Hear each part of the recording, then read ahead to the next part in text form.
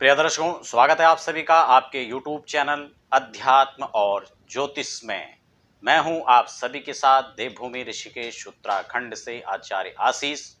और फटाफट बात कर लेते हैं आज के मुख्य बिंदु पर। दर्शकों, आज मैं आपके साथ बात कर रहा हूं विंशोत्तरी महादशा के क्रम में अंतरदशाओं को लेकर चर्चा कर रहे हैं।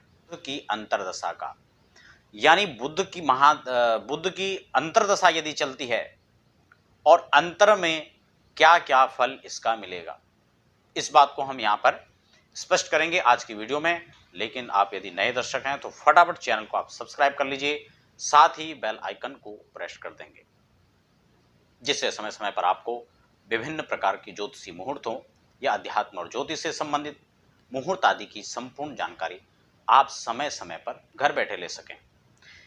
जब हम अंतरदशा की बात करते हैं तो सबसे पहले महादशाओं या अंतरदशाओं हमें अपने जन्म कुंडली पर बैठे उस ग्रह का विवेचन कर लेना चाहिए।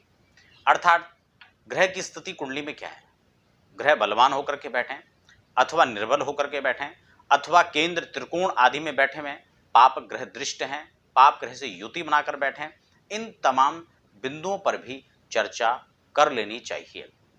लेकिन दर्शकों, आज मैं यहाँ पर आपको बताऊंगा कि यदि बुध की महादशा में बुध का ही अंतर चल रहा हो, बड़े ध्यान से आप सुने, बुध की महादशा चल रही हो और उसमें अंतर भी बुध का चल रहा हो तो क्या फल रहेगा।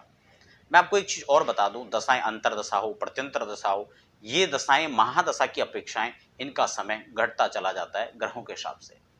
जब बुध की दशा में बुध का अंतर चल रहा हो तो यहाँ पर सूक्ति के माध्यम से हम देखेंगे क्या लिखा हुआ है। बुद्धिर्धर्म क्षमायोग मित्र बंधु समागम प्राप्तिर्ज्ञानश्च विपुला देह पीड़ा प्रयोजनम। मतलब अगर बुध में बुध का अंतर चलता है तो बुद्धि धर्मयुक्त हो जाती है, यानी धर्म कर्म में व्यक्ति की रुचि ऐसे समय में रहती है, धर्मज्ञ व्यक्ति होने लगता है। और जब एक स्वाभाविक सी बात है कि जब हमारे मन में धार्मिक विचार उठते हैं, धार्मिक विचार उत्पन्न होते हैं और सब कुछ विचारों से ही आगे बढ़ता है। विचार शुद्ध है, आचरण शुद्ध होगा, आचरण शुद्ध होंगे तो आपका कर्म शुद्ध होगा और कर्म शुद्ध होंगे तो उसका फल भी आपको अच्छा ही मिलेगा। इसलिए सकारात्मक बुद्धि, धर्मयुक्त बुद्धि यहाँ पर बुध में बुध की अंतरदशा में होता है। खासकर एक चीज बता दूं, जो लोग वाणिज्य व्यापार करते हैं, कोई लेखक हैं, संपादक से संबंधित जो फील्ड है, यहां पर बुध का आधिपत्य होता है और ऐसे में बुध यहां पर बहुत पॉजिटिव फल देगा। यदि कुंडली के अंदर भी बुध अच्छे से बैठे हैं, यानी उच्च स्थिति में बैठे हैं या स्वग्रही होकर के, स्वराशि होकर के या मित्र राशि में बैठ करके कहीं केंद्र में हो या त्रिकोण आदि में बैठे हों, लाभ स्थान में बैठे हों, तो यहाँ पर बलाबल के साथ जब बुध बैठे हों तो इसका बहुत ही अच्छा फल आपको मिलेगा। समझ रहे हैं? मित्र समागम, बंधुओं का समागम, ये स्तुति देखने को मिल सकती है।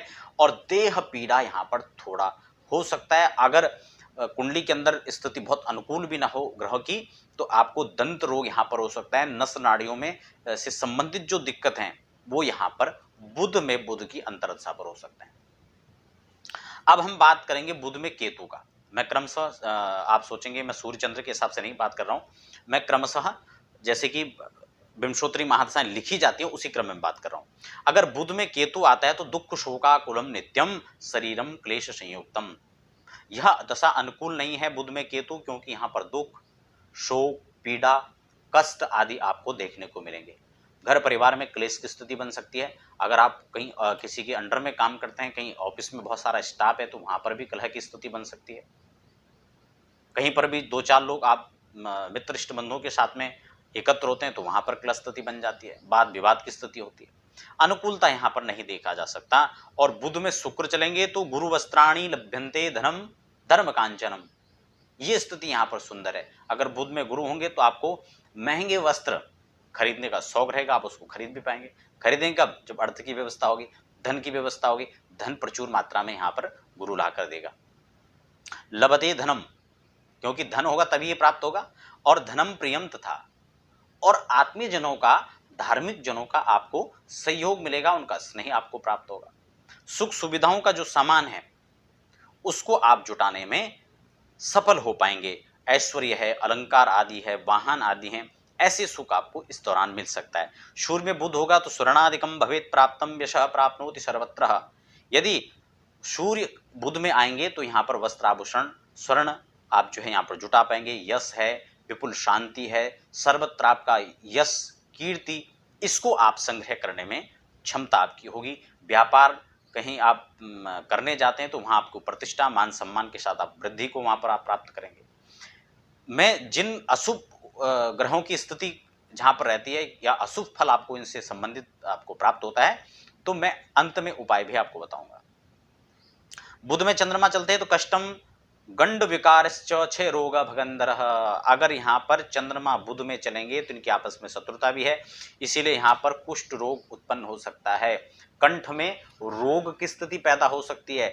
आपने देखा होगा कंठ बहुत लोगों का सूज जाता है, गले में कोई विकार उत्पन्न हो सकता है और एक गले में कंठ जैसा एक बन जाता है, उसकी स्थिति यहाँ पर बता रखी है। गलकंठम विकारश्च क्षय रोग, शरीर में क्षय रोग होने लगता है, अंग गलने लगते हैं, भगंदर बन सकता है। ऐसे जो है विपरीत परिणाम बुध में चंद्रमा की अंतर से होगा। अगर बुध में मंगल होगा तो शिरो रोग गले क्लेश नाना क्लेश निवर्धना। अगर मंगल आएंगे अंतर में तो सिर वेदना हो सकती है, सिर में चोट लग सकती है, गले में रोग हो सकता है और क्लेश नाना क्लेश विवर्धनम, अनेक प्रकार के कष्ट आपको झेलने पड़ सकते हैं। इसको हमें थोड़ा जन्म कुंडली में विवेचन कर लेना चाहिए कि कुंडली के अंदर क्या स्थिति है। इस फल का पूर्ण लाभ यानी पूर्ण इसको फल को समझने से पहले इस स्थिति को भी देख लेना परम आवश्यक हो जाता है। बुध में राहु चलेंगे तो अकस्मात आपको शत्रु भय बना रहेगा, एक्सीडेंट की स्थिति बन सकती है, अचानक से धननाश की स्थिति बन सकती है और शत्रु पीड़ा आपको पहुंचा सकते हैं, शत्रुघात कर सकते हैं आप पर, धन का नाश हो सकता है, व्यय की मात्रा अधिक बढ़ जाएगी, खर्च ज्यादा होंगे, अनावश्यक खर्च बढ़ेगा। तो ये यहां पर जो है अनुकूल परिणाम आपको नहीं मिलेंगे, ये दशा आपके लिए प्रतिकूल हो सकती है, अग्नि का भय बना रह सकता है। लेकिन इससे पहले आपको सृष्टि शांति करवानी चाहिए।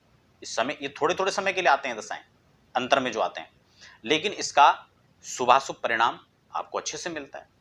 अब जो है हम बुध में अगर बृहस्पति की बात करें तो यहां पर व्याधि शत्रुनाश मुक्तो ब्रह्मणो नृपवल्लभ, स्पष्ट यहां पर कहा है कि व्याधि से आपको मुक्ति मिल जाएगी, शत्रु के भय से आप जो है मुक्त हो पाएंगे और ब्रह्मनिष्ठ नृपवल्लभ, ब्रह्मनिष्ठ आप जो है ब्राह्मणों के प्रति आपकी निष्ठा बनेगी, आप स्वयं भी ब्रह्मनिष्ठ बन पाएंगे। और इतना ही नहीं, इसके साथ साथ में नृपवल्लभ, राजा से आपकी प्रीति होगी और जब राजा से प्रीति होगी तो राजा भी आपसे कहीं ना कहीं स्नेह और सम्मान की दृष्टि रखेगा। इतना ही नहीं, आपको राजप्रियता के साथ में पवित्रता आपकी बनी रहेगी, साथ साथ में धार्मिकता रहेगी, उदारता रहेगी, आपका श्रेष्ठतम विचार आपको आगे की ओर बढ़ाएगा।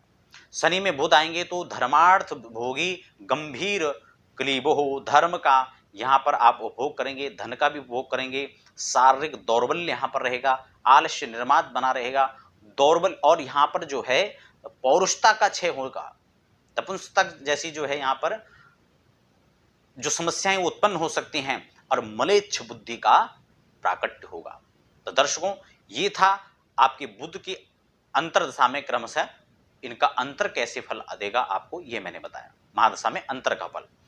प्रिय बंधुओं, अगर ये अनुकूल नहीं है तो हमें यहाँ पर बुध से रिलेटेड उपाय करने चाहिए। वैसे मैं इसके लिए वीडियो बना चुका हूँ, आप बुध के संपूर्ण जो उपाय हैं आप उनको देख सकते हैं, लेकिन फिर भी बुध की शांति यहाँ पर करनी चाहिए। वैदिक औषधियों से, जड़ी बूटियों के द्वारा स्नान करना चाहिए, वेद मंत्रों के द्वारा, और साथ साथ में बुध और उस ग्रह के जिसकी अनुकूल दशा नहीं हो, प्रतिकूल हो, उसके मंत्र जाप आपको करवाना चाहिए। खुद भी आप जो है कर सकते हैं, तो बुध से रिलेटेड दान और जो उससे संबंधित ग्रह हैं जिनका अनुकूल फल नहीं मिल रहा है उसका आप दान कर सकते हैं। तो दर्शकों, बने रहें आप हमारे साथ अध्यात्म और ज्योतिष पर ऐसे ही विभिन्न चर्चाओं के साथ। धन्यवाद।